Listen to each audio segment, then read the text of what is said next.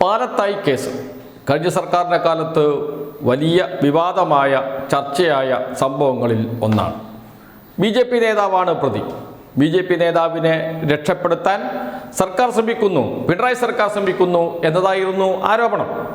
കേരളത്തിൽ കൊണ്ടുപിടിച്ച പ്രചാരണം നടത്തി ജമാഅത്തെ ഇസ്ലാമിയും മുസ്ലിം ലീഗും UDF നേതാക്കൾ. മാധ്യമങ്ങൾ എല്ലാ ഒത്താശയും ചെയ്തു കൊടുത്തു. പക്ഷേ സർക്കാർ ശരിയായ ദിശയിൽ മുന്നോട്ട് പോയി. പ്രതിയെ ശിക്ഷിച്ചു, ജീവപര്യന്തം തടവിന് വിധിച്ചു കീഴ്ക്കോടതി. ഹൈക്കോടതി നിർദ്ദേശം നൽകി പോലീസിന് ഇരയുടെ വീട്ടിൽ അറിയിക്കണം, അമ്മയെ അറിയിക്കണം. ഹൈക്കോടതിയിൽ കേസ് പരിഗണിക്കുകയാണ്. അപ്പീൽ സമർപ്പിച്ചിട്ടുണ്ട് പ്രതി എന്ന കാര്യം. പോലീസ് അറിയിച്ചില്ല എന്ന് മാത്രമല്ല, അറിയിച്ചു എന്ന കള്ള സത്യവാങ്മൂലം നൽകി ഹൈക്കോടതിയിൽ. രണ്ടാമത്തെ കാര്യം, കഴിഞ്ഞ സർക്കാരിൻ്റെ കാലത്ത് അഡീഷണൽ ഡയറക്ടർ ജനറൽ ഓഫ് പ്രോസിക്യൂഷനാണ് ഹാജരായത്.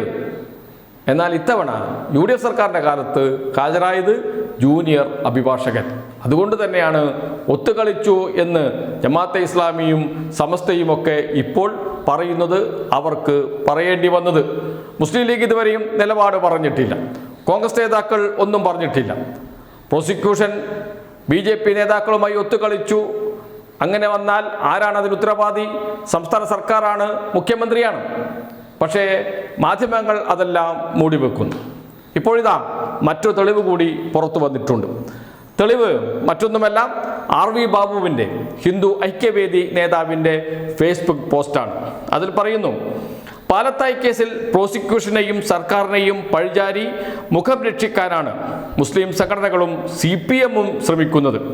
ഈ കേസിൽ പത്മരാജൻ മാഷിന് ജാമ്യം നൽകിയ ഹൈക്കോടതി ഒരു സന്ദർഭത്തിലും ഇരയ്ക്കു വേണ്ടി വാദിച്ച പ്രോസിക്യൂഷന്റെ ആത്മാർത്ഥതയെ ചോദ്യം ചെയ്തിട്ടില്ല. പ്രോസിക്യൂഷൻ മാഷിന് ജാമ്യം നൽകുന്നതിനെ ശക്തമായി എതിർത്തിരുന്നു എന്ന് വിധി വായിച്ചാൽ മനസ്സിലാകും. ആരാണ് ഈ മാഷ്? RV ബാബു പറയുന്ന മാഷ് അത് പത്മരാജനാണ്, RSS നേതാവാണ്. പത്മരാജൻ മാഷ് എന്നാണ് പറയുന്നത്. അധ്യാപകനായിരുന്നു പ്രതി. എന്തൊരു ബന്ധമാണ് BJP നേതാക്കൾക്ക്, RSS നേതാക്കൾക്ക്, സംഘപരിവാർ നേതാക്കൾക്ക് ഈ പ്രതിയോടുള്ളത് എന്നോർക്കണം. RV ബാബുവിൻ്റെ വാക്കുകളിൽ അതെല്ലാം പ്രകടമാണ്. അങ്ങനെയുള്ള ഒരാളെ സംരക്ഷിക്കാനാണ് സംസ്ഥാന സർക്കാർ ശ്രമിച്ചത് എന്നത് ഗൗരവമായി ചർച്ച ചെയ്യേണ്ട വിഷയങ്ങളിൽ ഒന്നാണ്. RV ബാബു പറയുന്നു, പ്രോസിക്യൂഷൻ മാഷിന് ജാമ്യം നൽകുന്നതിനെ ശക്തമായി എതിർത്തിരുന്നു എന്ന് വിധി വായിച്ചാൽ മനസ്സിലാവും. ശിക്ഷിക്കപ്പെട്ട പ്രതിയുടെ ജാമ്യം നിയമമല്ലാതിരുന്നിട്ടും പ്രതിക്ക് അസാധാരണമായ രീതിയിൽ ജാമ്യം ലഭിച്ചത് കോടതി പറഞ്ഞതുപോലെ പ്രഥമദൃഷ്ട്യാ തന്നെ ഏതൊരാൾക്കും മനസ്സിലാവുന്ന ഒട്ടനവധി വൈരുദ്ധ്യങ്ങൾ നിറഞ്ഞ കേസാണിത് എന്നതുകൊണ്ട് മാത്രമാണ്. ഈ കള്ളക്കേസ് ഫ്രെയിം ചെയ്തതിൽ പ്രോസിക്യൂഷൻ്റെ പങ്ക് വളരെ വലുതാണ്. ഇതോടൊപ്പം ഒരു കാർഡ് കൂടി പങ്കുവച്ചിട്ടുണ്ട് RV ബാബു. ജനൻ TV-യിൽ നടന്ന ഒരു ചർച്ചയുടെ കാർഡാണ്. വിഷയം ഇതേ സംഭവം തന്നെയാണ്. പാലത്തായി കേസിൽ പ്രതിക്ക് ജാമ്യം ലഭിച്ചതുമായി ബന്ധപ്പെട്ട് എന്താണ് തലക്കെട്ട്? വിടാതെ ഇടത് ജിഹാദികൾ. വിടാതെ ഇടത് -ജിഹാദികൾ.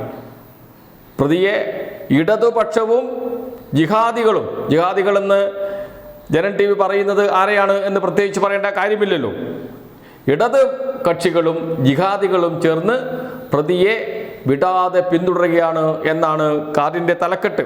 അന്തിച്ചർച്ചയുടെ വിഷയമായിരുന്നു അത്. ചർച്ചയിൽ പങ്കെടുത്തവരുടെയും ആങ്കറുടെയും ഫോട്ടോയും കൂടി ഈ കാർഡിൽ ഉൾപ്പെടുത്തിയിട്ടുണ്ട്. ഇതുവരെ സർക്കാർ ഈ കേസിനെ സംബന്ധിച്ച് ഒരഭിപ്രായവും പറഞ്ഞിട്ടില്ല. മുസ്ലിം ലീഗ് നേതാക്കൾ പറഞ്ഞിട്ടില്ല. ആരാണ് ന്യായീകരിക്കേണ്ടത് പ്രോസിക്യൂഷനെ? സർക്കാരിൻ്റെ വക്താക്കളാണ്, മന്ത്രിമാരാണ്, മുഖ്യമന്ത്രിയാണ്. ഒരക്ഷരം പറഞ്ഞിട്ടില്ല.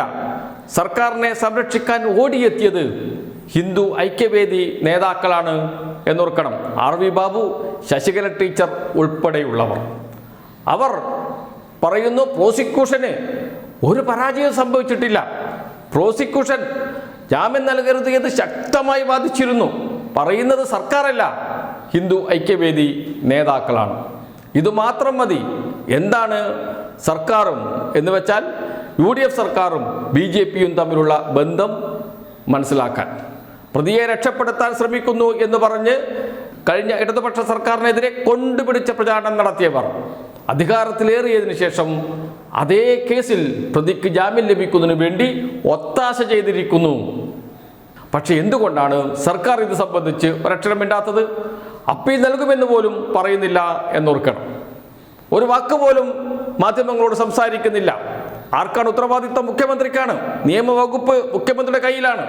മുഖ്യമന്ത്രി അറിയാതെ ഈ കേസിൽ ഇത്ര ഉദാസീനത കാട്ടുമോ പ്രോസിക്യൂഷൻ? കഴിഞ്ഞ സർക്കാരിൻ്റെ കാലത്ത് കേസിൽ ഹാജരായത് additional director general of prosecution ആയിരുന്നു. എന്നാൽ ഇത്തവണ ഹാജരായത് ഒരു സാധാരണ അഭിഭാഷകൻ, ജൂനിയർ അഭിഭാഷകൻ. എന്തുകൊണ്ട്? ഒത്തുകളിയുടെ ആഴം നമുക്ക് അവിടെ മനസ്സിലാകും. ഒരു കാര്യം ഉറപ്പാണ്, കേരളം ഭരിക്കുന്നത് ആരാണ് എന്ന ചോദ്യത്തിന് നേരത്തെ ഉത്തരം കണ്ടതാണ്. ഇപ്പോഴിതാ മറ്റൊരു തെളിവ് കൂടി പുറത്തു വന്നിരിക്കുന്നു. പാലത്തായി കേസ് എന്നേയുള്ളൂ.